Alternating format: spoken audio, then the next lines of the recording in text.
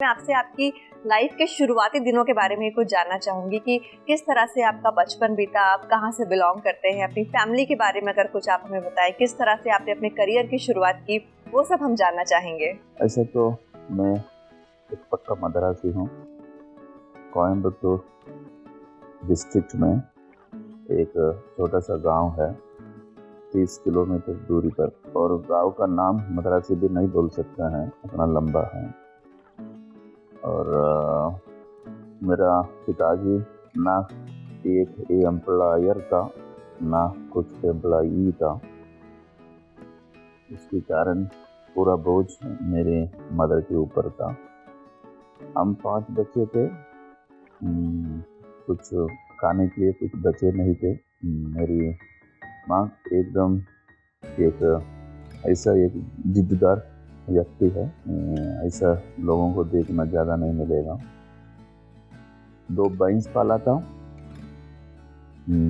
7 litre का दूध हफ्ता में, 1 लीटर 1 रुपया था, तो बजट ही 7 रुपया था। और उसके साथ बिना किसी से 1 पैसा एक लोन लेते उसने सभी बच्चों को चेन्नई यूनिवर्सिटी में ग्रेजुएट बनाया और मुंबई यूनिवर्सिटी में पोस्ट ग्रेजुएट बना डाला। तो मेरा जो भी है आज मैं, और इसलिए है कि वो सोचा अपना बेटा कुछ पढ़े लिखे हो जाए, धूप में काम नहीं करेगा, खेती में काम नहीं करेगा, ऑफिस में बैठेगा, एसी में बैठेगा, फैन के नीचे बैठेगा, ये था उसका सपना। तो ऐसे तो तमिलनाडु में अच्छे चीफ मिनिस्टर्स थे जो स्कूल्स में मील्स लाए थे, और वो मिड डे मील्स का कारण मैं स्कूल गया था। और उसके बाद मुझे ऐसा लगा कि कहीं ना कहीं एक अच्छा कंपनी में काम मिल जाएगा तो ज़िंदगी गुजर जाएगा। तो पढ़ाई मुश्किल था, चालू रहता। और जब भी मैं मेरा बचपन का एक नॉस्टैल्जिक मेमोरी से देख रहा हूँ, कुछ फोटोग्राफ तो था ही नहीं, हाफ ट्राउजर ही था, क्योंकि उस गांव में जो फुल ट्राउजर पहनते हैं उसको धनवान माना जाता था जी। पहनने के लिए चप्पल भी नहीं था। मुझे अच्छी तरह याद है, मेरा 3rd ईयर बीएससी में इनऑर्गेनिक केमिस्ट्री में, जहाँ एसिड्स और बेसिस होते हैं, वहाँ मुझे क्लासरूम से निकाला गया था क्योंकि मेरा पैर नंगा था। मैं उससे I didn't suffer, it was a challenge, I enjoyed and life was wonderful without money.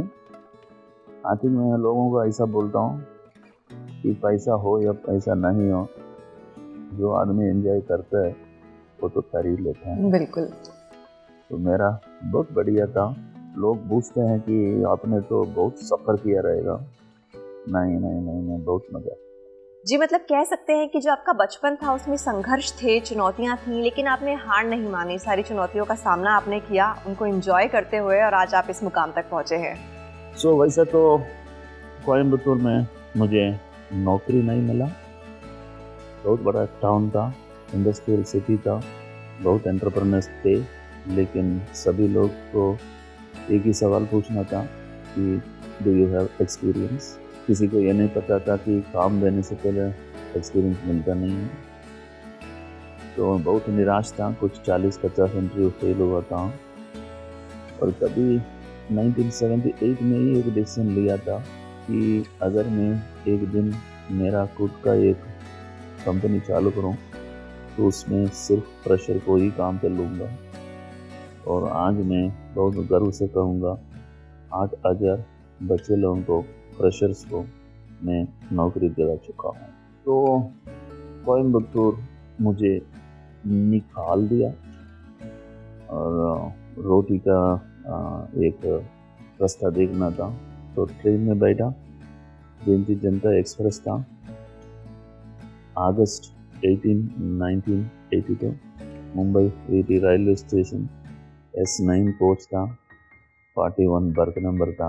आपको सब याद है अभी भी? उतरा था, और ना कोई दोस्त था कुछ स्मार्टफोन रखे रिसीव करने के लिए, ना मेरा पास क्रेडिट कार्ड था, ना क्रेडिट कार्ड रखने के लिए एक पर्स था, सिर्फ 500 रुपया था।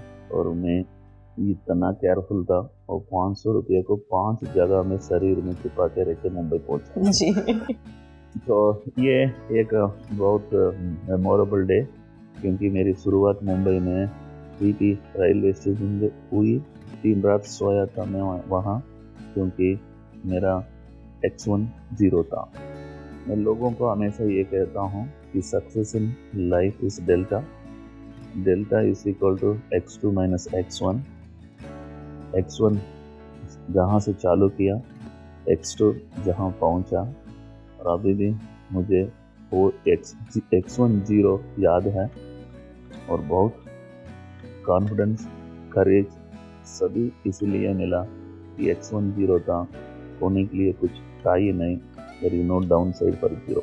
जी, मतलब कह सकते हैं कि जो आपका बचपन था उसमें संघर्ष थे, चुनौतियां थीं, लेकिन आपने हार नहीं मानी, सारी चुनौतियों का सामना आपने किया, उनको एंजॉय करते हुए, और आज आप इस मुकाम तक पहुंचे हैं। पहला काम ढूंढ कर ही मैं पहुंच चुका हूं मुंबई में, और लेडी लक का मेरा साथ फाइनली मिला था, और सरकार नौकरी मिला, Bhabha Atomic Research Centre, gazetted officer post.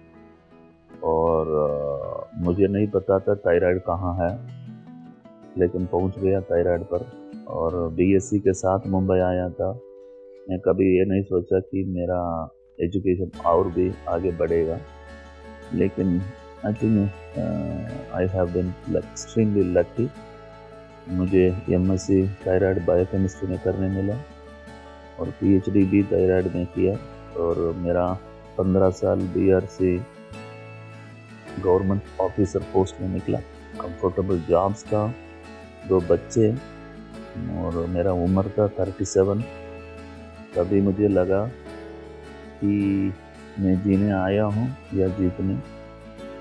जीना तो कोयम्बतूर में बहुत बढ़िया जी सकता था, बिल्कुल जीतना है करके मुंबई आया।